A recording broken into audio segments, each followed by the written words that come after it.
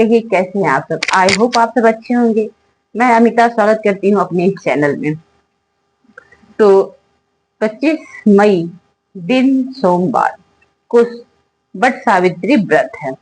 तो बहुत सारी ऐसी महिलाएं हैं जिन्हें वट सावित्री पहली बार करना है। तो उनके मन में बहुत सारे क्वेश्चन है, बहुत सारे डाउट है। क्या ये व्रत व्रत को मैं पहली बार कर सकती हूँ, और कर सकती हूँ तो कैसे करना है, इसकी क्या पूजा विधि है, कैसे हमें ये व्रत करना है, और ये व्रत करने से हमें क्या लाभ है। तो आज हम सब इसी बारे में बात करेंगे। तो सोमी अमावस इस बार 2025 में दिन सोमवार पर 26 मई को पड़ रहा है। क्योंकि इसका आरंभ एक दिन पहले हो रहा है, लेकिन त्या तिथि में 26 तारीख को 12 बज के कुछ मिनट पर इसका आरंभ हो रहा है। तो हम लोग सुबह से ही यह व्रत करेंगे, क्योंकि अगले दिन 27 तारीख को अमावस खत्म हो जाएगा। तो 26 तारीख को ही हम लोग व्रत रखेंगे। व्रत 26 को शुरू हो रहा है 12 बजे अमावस, और 27 को सुबह में खत्म हो रहा है। तो हम लोग 26 को व्रत रखेंगे। उस दिन अमावस होने से, सोमवार के दिन अमावस होने से सोने पे सुहागा हो गया है। उस दिन सोमी अमावस भी पड़ रहा है। तो जो कोई भी सोमी अमावस का व्रत करती होंगी वो भी व्रत करेंगी, और जो वट सावित्री का व्रत करती होंगी या पहली बार करना चाह रही होंगी तो उनके लिए भी यह व्रत अत्यंत ही अच्छा है इस बार करना। क्योंकि इस बार कोई 2 मास या खरमास जो होता है कुछ ऐसे नहीं लग रहा है। इसलिए आप पहली बार अगर करना चाह रहे हो तो इस व्रत को आप निसंकोच उठा सकती हैं। और ज्यादा जानकारी के लिए आप अपने पुरोहित, जो अगल बगल आपके पंडित जी हैं, उनसे भी आप थोड़ा सा पूछ लें तो ज्यादा अच्छा होगा। क्योंकि आप कहाँ से देख रही हैं, क्या है नहीं है, कैसा आपका घर का ये है, तो सब पता करके आप नया व्रत उठाएं। क्योंकि सबका घर का माहौल, चाहे कौन व्रत किसको करना है, किसके यहाँ होता है, किसके यहाँ नहीं होता है, तो ये सब पता करें। ये व्रत जो है सुहागवती स्त्री अपने पति की लंबी दीर्घ आयु के लिए करती है। तो यह व्रत बहुत ही उत्तम व्रत है, अपने पति की लंबी उम्र के लिए बहुत ही अच्छा व्रत है। तो इन्हें हर महिलाएं को करना चाहिए। इस कथा को जब आप सुनिएगा तो आपको मालूम होगा कि ये कथा कितना अच्छा है। और महिला जो सावित्री थी वो अपने पति के अल्प आयु होने के बावजूद भी यम से अपने पति का प्राण वापस लेके आ जाती हैं। जो सावित्री थी वो कहीं की राजकुमारी थी, लेकिन उनका जो शादी होता है वो एक अल्पायु से हो जाता है, जिसकी उम्र कम होती है, और वो खुद ही करती हैं उनसे शादी। और क्योंकि कथा सुनिएगा तो आपको पता चलेगा कि उनके माँ जो जिनसे शादी होती है, सत्यवान, उनकी माँ थी, अंधी थी, माता पिता दोनों अंधे थे, लेकिन वो फिर भी उनसे शादी करती है और बहुत ही अपने सास ससुर की सेवा करती हैं। इससे हमें ये भी सीख मिलता है कि हमें अपने सास ससुर की भी बहुत सेवा करनी चाहिए, चाहे सास कैसी भी हो, है तो माँ ही ना, पति की माँ ही होती है। तो ऐसे तो हर घर में कुछ ना कुछ होता ही रहता है। तो आप लेकिन अपना कर्तव्य करते रहें। सब कुछ समय का दोष होता है, इसमें आदमी का कोई दोष नहीं होता है।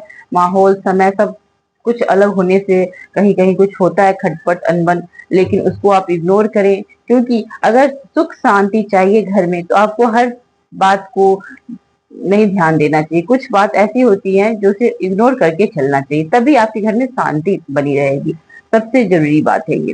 उसके बाद आप ये व्रत रखें। व्रत के दिन एक दिन पहले यानी संडे को आप स्नान ध्यान करके उसी दिन आप बाल उल धो लें, नेल उल काट के आप साफ सुथरा सब हो जाए, नहाए खाए करें। आप उस दिन लहसुन प्याज नहीं खाएंगे तो बहुत ही अच्छा है। कोई भी व्रत में एक दिन पहले यदि आप लहसुन प्याज नहीं खाते हैं तो समझिए कि वो व्रत बहुत ही अच्छा होता है। और क्या होता है, आज हम लहसुन प्याज खा लेते हैं और अगले दिन जब व्रत रखते हैं तो हमारे मन में बहुत ही लगता है कि लहसुन प्याज खाए हैं, मन खूब प्रसन्न नहीं लगता है। तो इसलिए आप एक दिन पहले नहा धोआ के लहसुन प्याज नहीं खाए, सात्विक भोजन करें, शुद्ध शाकाहारी भोजन करें। और भोजन करने के उपरांत आप पूजा पाठ की अच्छे से तैयारी कर ले, क्योंकि इसमें सुहाग सामग्री लगती हैं। तो आप पहली बार अगर कर रही हैं तो आप साड़ी ब्लाउज और जितना श्रृंगार का सामान होता है, एक सेट या 2 सेट, अगर 2 सेट आप रखती है तो एक सेट आप पंडित जी को दान दे देंगी और एक सेट आप खुद अपने लिए रख सकती हैं। और नहीं, अगर एक ही सेट रखती हैं तो बस प्रसाद के रूप में उसमें थोड़ा सा कोई एक सामान आप रख लीजिए और सब पंडित जी को दे दीजिए। तो आप सावित्री को साड़ी, श्रृंगार सामान ये सब चढ़ा सकती हैं। तो एक दिन पहले ही आप ये सब इकट्ठा कर ले श्रृंगार का सामान। फल फूल, जो सीजनल फल है, अगर 5 रंग का फल आपको मिलता है, जैसे कि अंगूर, अनारस, अभी आम भी मिल रहे हैं, ऐसे तो उतने अच्छे नहीं मिले, फिर भी आम मिल रहे हैं, लीची, लीची भी बहुत मेन है इसमें, और लीची ले लें, खीरा, ककड़ी, जो भी हो आप ले लें। और चना, काला चना जरूर फुलाएं, इसमें मेन प्रसाद होता है काले चने की। तो आप काला चना जरूर भिगो दें एक दिन पहले। और अगर आप मिठाई ले रही हैं बाजार से, मार्केट से, तो अच्छा है। नहीं ले रही हैं तो आप थोड़ा सा आटे का गुलगुला बना ले, क्योंकि इसमें गुलगुला का प्रसाद चढ़ता है। तो आप गुलगुला का प्रसाद भी तैयार कर लें। तो वो तो आपको जिस दिन पूजा रहेगा उस दिन तैयार करनी है, एक दिन बाद। तो एक दिन पहले तो आपको ये श्रृंगार सामान जो बाजार से लेना है, जो हमको आज नहीं हो पाएगा, वो कल ही हम अपना सारा तैयार कर लेंगे। चना भिगो लेंगे, और इसमें आप फेरा का कोई ये नहीं है कि आपको इतना फेरा, जैसे सोमनी औरत है उसमें 108 फेरे का महत्व है, क्योंकि 108 फेरे ही लगाए जाते हैं। लेकिन इसमें ऐसा कुछ नहीं है, इसमें आप 7 फेरा, 8 फेरा, 11 फेरा, 21 फेरा, और जिसको मन करे वो 108 भी लगा सकता है, 51 भी लगा सकता है। तो वो आपके ऊपर है कि आप कितना सक्षम है इसमें। तो आप अपना फेरा लगा सकती हैं। कच्चा सूत ले ले इसकी फेरा लगाने के लिए। उससे भी नहीं होता है तो जो रील आता है कपड़ा सिलने वाला, वो रील ले सकती है। पीले, वो रील पीले रंग की होनी चाहिए। अगर उजला रील लेती हैं आप, तो उसे हल्दी से या पीले रंग से उसे रंग ले। तो ये हो गया। और आप अपना सब सामान पहले से तैयार कर ले, फल फूल। 2 पंखा आपको लेना है, जो बांस का पंखा होता है, क्योंकि इसमें बांस का बहुत ही महत्व है।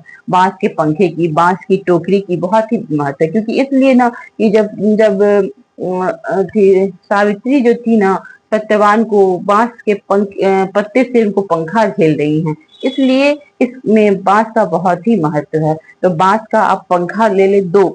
अगर नहीं मिलता है तो ऐसा कुछ नहीं है कि वो एकदम चाहिए, पंखा होना चाहिए। तो अगर बांस का मिल जाए तो बहुत ही अच्छा है, अगर नहीं मिले तो कोई बात नहीं है। आप जो भी पंखा मिल रहा है आपको, प्लास्टिक का, तार का, जो भी मार्केट में आपके पास मिल जा रहा है सुविधा से, वो आप पंखा ले लें। तो 2 लेनी है, पहली बार आप उठा रही हैं तो आपको 2 लेनी ही लेनी है। ऐसे आप एक भी ले सकती हैं बाद में अगर कर रही हैं तो, लेकिन अगर पहली बार कर रही हैं तो आप 2 लें। एक तो आप वहां चढ़ाएं, दोनों पंखा चढ़ा दें, और एक से आप पंडित जी को दान दे दें, और एक पंखा जो वहां भौंकेंगी उसे ले आए और अपने पति को पंखा होके। इसके लिए एक पंखा आपको घर लाना है, तो इसलिए आप 2 पंखा ले। पहली बार एक पंडित जी को दे दें और एक पंखा घर वापस ले आए।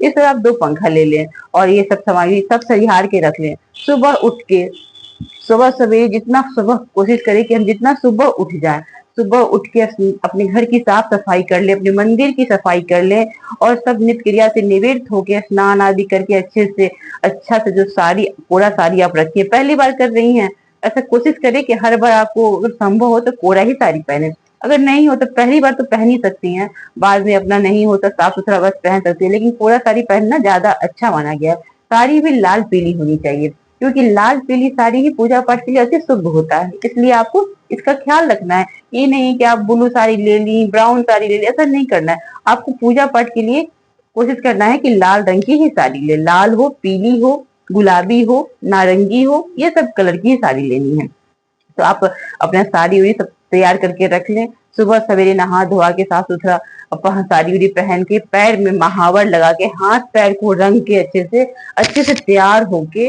अपनी शादी की चुंदरी ले लें आप।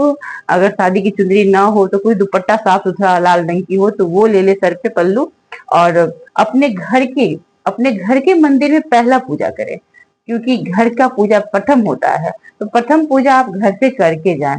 घर से आसपास जो मंदिर है, जहाँ बट सावित्री का पेड़ है, बट वृक्ष है, बरगद का पेड़, वहां आप जाएं और विधिवत पूजा करें। यदि नहीं है, अगर आपके आसपास कहीं भी पेड़ नहीं है, बहुत दूर कहीं है, तो आप बस एक दिन पहले टहनी मंगा के अपने घर में ही रख लिए, और उसे जो गमला हो, घर में कुछ भी हो, बाल्टीन हो, उसमें थोड़ा सी मिट्टी डाल के ऐसे भी आप उसको रख के, और उसी में आप विधिवत अच्छे से सजा के वहां पे थोड़ा सा मंडप टाइप का बना के आप पूजा अर्चना करें। यदि ऐसा नहीं है तो अगर आपके घर के आसपास कोई मंदिर है, वहां आपकी बरगद का पेड़ आसानी से उपलब्ध है, तो आप मंदिर जाए, क्योंकि ये पूजा जो होती है ना, बहुत सारे लोग होते हैं तो वहां करने में ज्यादा अच्छे लगते हैं, क्योंकि ये ग्रुप में करने से ज्यादा अच्छा लगता है थोड़ा। और नहीं कुछ है तो अपने घर में भी आप कर सकते हैं, लेकिन अगर है तो आप मंदिर जरूर जाएं। नहीं तो आप अपने घर में करें। ये पुरोहित को बुला के नहीं कहते, खुद से आप पूजा करें। सब जैसे डेली पूजा करती हैं भगवान का, उसी तरह उसमें सत्यवान सावित्री की पूजा करें। गौरी गणेश, पहले गौरी गणेश की पूजा करें, फिर सत्यवान सावित्री की। जो एप्पल ले जाएंगे, एप्पल से प्रतिमा बना के वहां पे आप उनपे फूल पत्ती धूप दीप सब दिखा के नैवेद्य फिर श्रृंगार सामग्री अर्पित करें और धूप दीप दिखाएं। और अगर आपके पास बुक है तो आप कथा पढ़ लें। यदि बुक नहीं है, अगर आसपास पंडित जी बैठते हैं कथा करते हैं तो आप कथा वहां जरूर सुने। उससे भी नहीं है तो अगर कोई वहां सुविधा नहीं है तो आप अपने घर आ जाए और आपके पास मोबाइल है, मोबाइल पर एक कथा उपलब्ध है तो आप मोबाइल से भी कथा सुन सकते हैं। लेकिन कथा जरूर सुने, कथा का विशेष महत्व है। कोई भी व्रत करने के बाद हमारा व्रत तभी पूर्ण होगा जब हम कथा सुनेंगे, उसके बारे में जानेंगे। कथा के माध्यम से हम उसके बारे में जान पाते हैं कि ये आखिर क्यों किया जाता है। तो इसमें सत्यवान सावित्री की पूरी अच्छी से वृतांत सुनाई गई है कि कैसे सावित्री सत्यवान की प्राण की रक्षा करती हैं। एक अपनी बुद्धि का यूज करके वो कैसे अपने पति के प्राण को वापस ले आती हैं। इस तरह हर सुहागवती स्त्री को अपने पति के लिए लंबी उम्र के लिए भगवान सभी को सावित्री व्रत करने का मौका दे। तो इस लिए हमें ये व्रत सभी सौभाग्यवती स्त्री को करनी चाहिए। यह व्रत बहुत ही अच्छा है, बहुत ही फलदायी है और इससे पति की लंबी उम्र होती है, घर में सुख समृद्धि आती है। तो आशा करती हूँ कि मेरा ये वीडियो आप लोग को अच्छा लगा हो और संपूर्ण जानकारी जो आप लोग चाह रहे हो मिल गया हो आप लोगों को। तो मेरे इस वीडियो को आप ज्यादा से ज्यादा लोगों में शेयर करें, लाइक करें, मेरे इस चैनल को सब्सक्राइब करें ताकि मेरा ये वीडियो बहुत लोगों के पास पहुंच सके और जो इनकी जिज्ञासा हो उस जिज्ञासा पूर्ण हो सके और वो इस व्रत के बारे में पूरी से पूरी जानकारी उन्हें मिल सके। इसलिए मैं ये बना रही हूँ वीडियो, क्योंकि मैं भी व्रत सावित्री करती हूँ और मैं बहुत दिन से कर रही हूँ, तो मुझे पता है कि ये कितना अच्छा माना जाता है और कितना इसे करने से क्या होता है। तो क्योंकि विश्वास पर ही दुनिया टिकी हुई है, तो बस मुझे बहुत विश्वास है, बहुत आस्था है। तो आप लोग भी कोशिश करें कि जिससे संभव हो, जो सुहागवती स्त्रियां हैं जिनकी शादी हो गई है वो इस व्रत को जरूर करें, जरूर से जरूर करें। मेरी यही आप लोग से दुआ है, कामना है, बस इस व्रत को करें और अपने पति की लंबी उम्र के लिए भगवान से प्रार्थना करें। तो इस तरह मैं अपनी इस वीडियो को करती हूँ। फिर मिलती हूँ अगले वीडियो में आप लोग की जिज्ञासा के लिए कुछ नया लेके। तब तक के लिए टेक केयर, ख्याल रखिए, हंसते मुस्कुराते रहिए। बाय।